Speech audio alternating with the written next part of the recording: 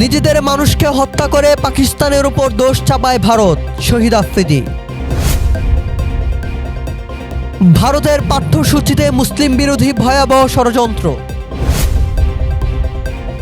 তুরস্ক থেকে নিজ দেশে ফিরেছে 2 লাখ সিরিয়ান।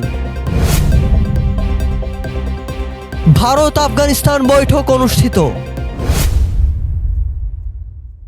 কাশ্মীরের পহেলগ্রামে কথিত বন্দুকধারীর হামলা নিয়ে ভারত সরকার ও দেশটির সেনাবাহিনীকে নিয়ে প্রশ্ন তুলেছেন পাকিস্তানি ক্রিকেট দলের সাবেক অধিনায়ক শহীদ আফ্রিদি। তিনি বলেন, নিজেদের লোককে নিজেরাই হত্যা করেছে ভারত। শহীদ আফ্রিদি বলেন, পহেলগ্রামে সন্ত্রাসীরা 1 ঘন্টা ধরে মানুষ হত্যা করতে থাকলো, কিন্তু কাশ্মীরে থাকা 8 লাখ ভারতীয় সৈন্যের একজনও সেখানে উপস্থিত হলো না। আর যখন তারা এলো, তখন পাকিস্তানের উপর দোষ চাপিয়ে দিল। শহীদ আফ্রিদি আরো বলেন, ভারত নিজেরাই সন্ত্রাসবাদ চালিয়ে নিজেদের মানুষকে হত্যা করে আর দোষ চাপায় পাকিস্তানের উপর। তিনি বলেন, কোন দেশ বা ধর্ম সন্ত্রাসবাদকে সমর্থন করে না। আমরা সবসময় শান্তিকে সমর্থন করি। ইসলাম আমাদের শুধুই শান্তির শিক্ষা দেয় এবং পাকিস্তান কখনোই এই ধরনের কাজকে সমর্থন করে না। এ সময় তথ্য সন্ত্রাসের জন্য ভারতীয় গণমাধ্যমকে বোধহীন বলেও ধিক্কার জানান আফ্রিদি। ভারতের 7ম শ্রেণীর ইতিহাস বই থেকে পুরোপুরি বাদ দেওয়া হয়েছে দিল্লি সালতানাত ও মহান মুঘল আমলের সকল বিষয়বস্তু। এর পরিবর্তে যুক্ত করা হয়েছে কুম্ভ মেলার গল্প।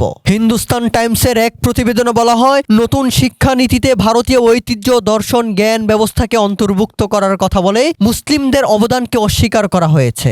এর আগে মুঘল সম্রাটদের কৃতিত্বের 2 পৃষ্ঠার একটি অংশ ছাঁটাই করে ভারতের জাতীয় শিক্ষাক্রম। তবে এবার মুঘল এবং দিল্লি সুলতানাত সম্পর্কিত সমস্ত বিষয়বস্তু সম্পূর্ণরূপে সরিয়ে ফেলা হয়েছে। এর পরিবর্তে পাঠ্যক্রমে যুক্ত করা হয়েছে ভারতের হিন্দুদের উৎসব কুম্ভ মেলা। হিন্দুত্ববাদী বিজেপি সরকারের এমন পদক্ষেপের নিন্দা জানিয়েছে মুসলিমরা। তারা বলছে, ভারতীয় শিক্ষা ব্যবস্থাকে গেরুয়াকরণ করছে হিন্দুত্ববাদীরা।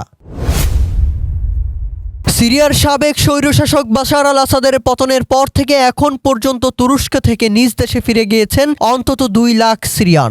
কথা জানিয়েছেন তুরস্কের প্রেসিডেন্ট রজব তাইয়েব এরদোগান। সোমবার ইস্তাম্বুলে স্বরাষ্ট্র মন্ত্রণালয়ের অভিবাসন বিষয়ক এক অনুষ্ঠানে এসব কথা বলেন তিনি। এরদোগান বলেন, বর্তমানে তুরস্কে 40 লাখ সিরিয়ান শরণার্থী রয়েছে।